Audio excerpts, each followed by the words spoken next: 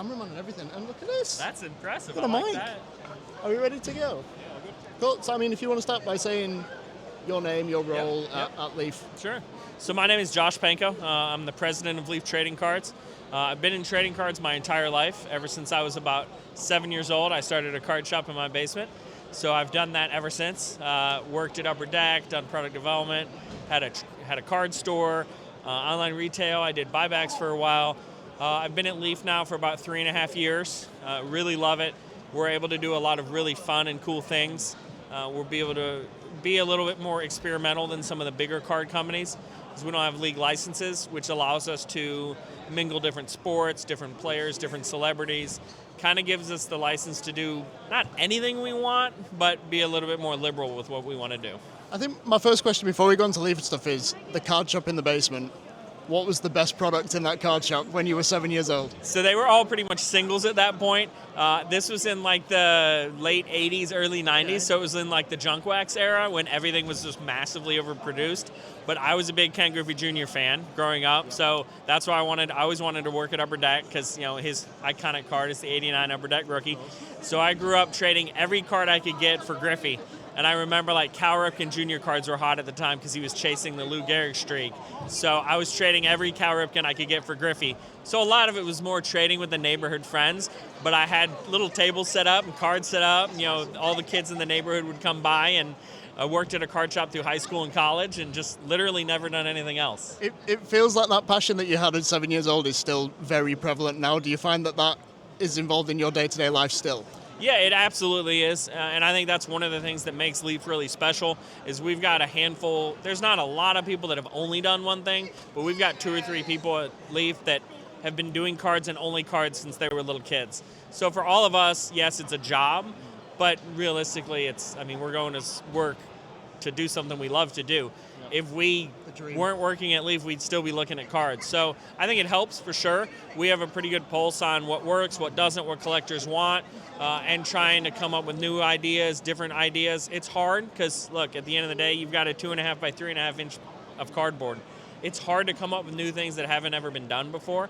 But we constantly are trying to innovate, sign new people, do cool things that isn't out there all the time. So when did the switch to entertainment come? Because we talked early on, it was baseball cards, it was that Ken Griffey Jr.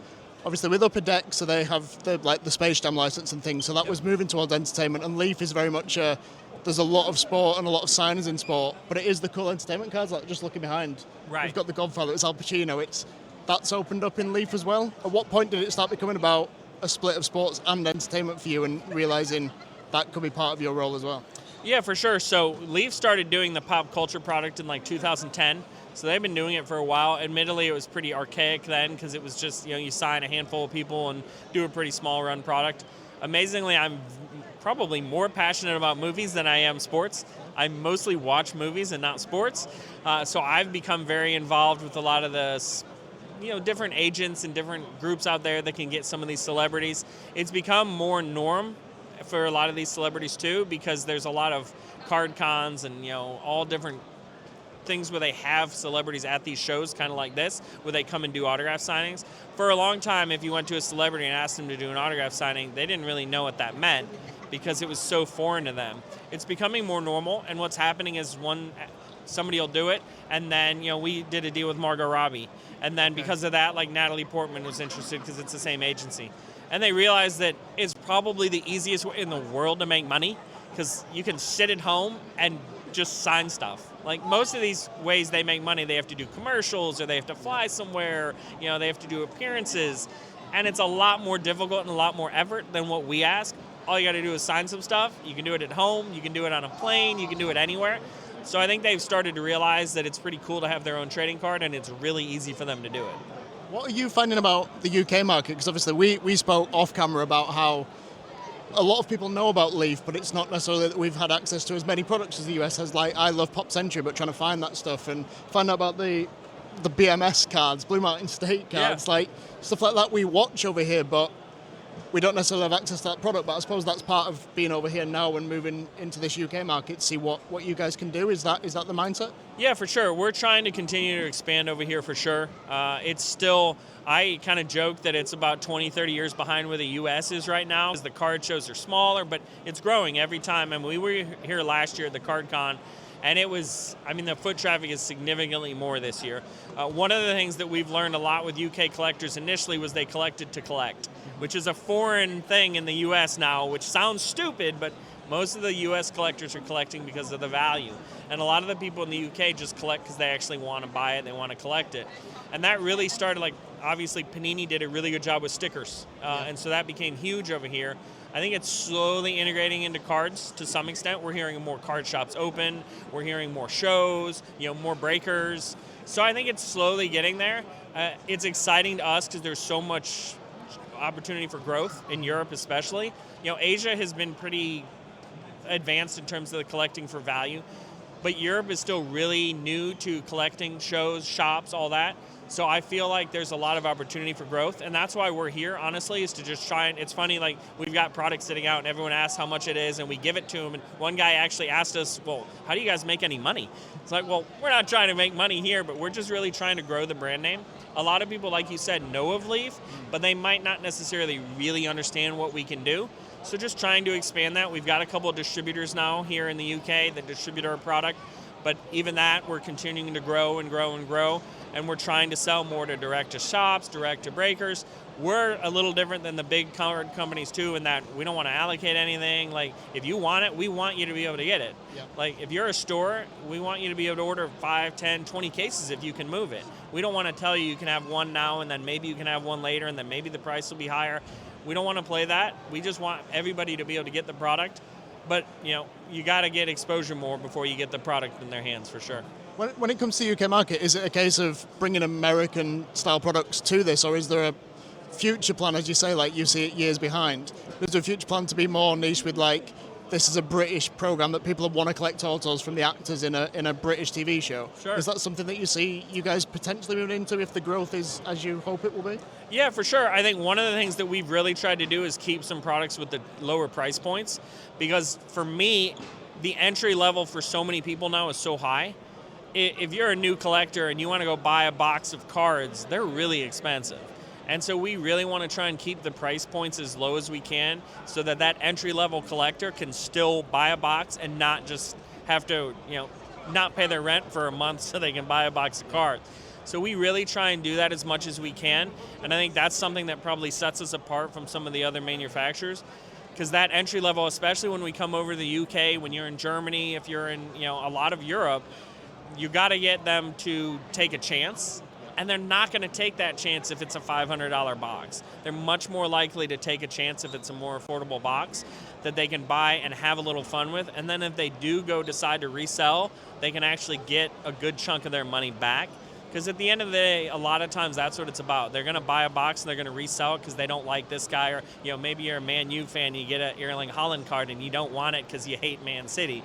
So there's part of that, but you got to be able to get some recoup some of your money, because otherwise, like, if you're getting 10% back every time, unless you're just absolutely loaded, that's not a fun game to play. Yeah, I think what's great is like that low price point, but with it being so many autos and some of the names that you get as well is really cool, especially for the UK audience that buys a lot of high price boxes and doesn't hit those autos or don't hit the auto of the player that they want, and it's then hard to get back in. So yeah. I think that, for our market, that's sort of music to our ears, sort of thing. While we're on this, for Leaf over the next year or so, what are you most excited about for the company in general? Yeah, I would say the pop culture side, as we continue to expand that. I mean, the names we're getting we're actually having to turn away names because it's just, there's so many names. So that's very exciting. We also have some smaller licenses like BMS that, is kind of exciting. We've never really done anything with that, but we're starting to do some, like we did professional bull riding, we did professional bowling, we did some pickleball cards. So we're able to venture off into some unique stuff. We actually signed, the number one dart thrower in the world is here today, and we did an autograph deal with him. So he'll have Leaf trading cards in the future.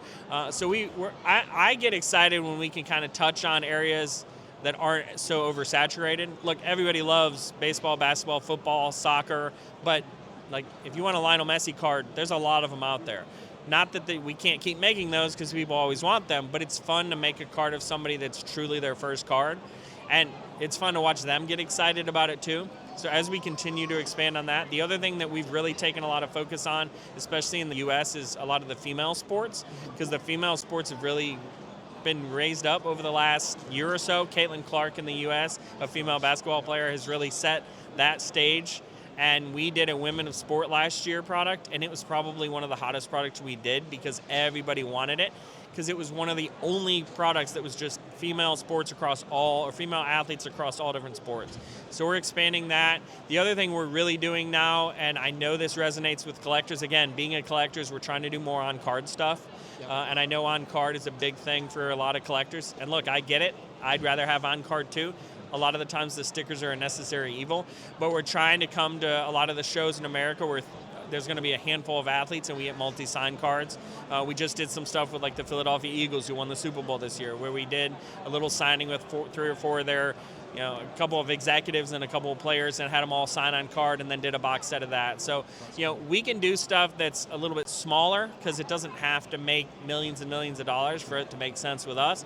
So just kind of, we're trying to transition as much as we can as the market allows. Another thing that I get very excited about is we're almost 100% redemption free, which especially for overseas collectors is a big deal, because if you get a redemption in the States, it's pretty easy to redeem it, have it mailed to you. It's hard here in the UK if you get a redemption because the mailing is tough. A lot of times the companies charge a lot to get it shipped. So the more redemptions we can get rid of, and we've only had about 3 redemptions so far in the entire year for 25. So we're really trying to get rid of that, and I think that's something that's huge for international collectors as well. That's all awesome. You touched on it briefly, a question I was going to ask anyway, but you can still see that collector's just really deep at your core. Like, that's the thing that you love that keeps you around in this. What is the one card or collectible that you still have to this day that you're like, this is something that I can never give up and just keeps me happy every time I see it? Yeah, there's a couple of memorabilia pieces that I have are amazing. I've been able to get some based on what I do. Like, I have an Erling Haaland photo that he signed to me personally, so stuff like that is really cool. The player that I collect the most is a player that over here no one's going to know who he is. His name is Juju Lewis. He was a high school football player. So we did him an exclusive deal with him. I've gotten to know him and his dad really well. So they all joke at me at the office that I have the largest Juju Lewis collection in the world. So I buy a lot of his stuff because I love watching him play. He's going to be at Colorado this year. Admittedly, like, when you sign a player and you have a positive experience, it really makes you want to collect their cards and root for them. And that's what's fun about look, we've gotten to meet a lot of nice people and a lot of cool people and get to do signings. So it always makes it a little cooler to have a card of somebody where you did the signing. It's like, oh, I'm the one who did that signing. So that's cool for sure. And then on the soccer level, I have a Christian Pulisic ball that he scored a goal in a World Cup qualifying game, and then he signed it. So that's probably the one piece of memorabilia for me that's never going anywhere. That's cool. Thank you so much. Of course. Appreciate it. You're welcome. That was a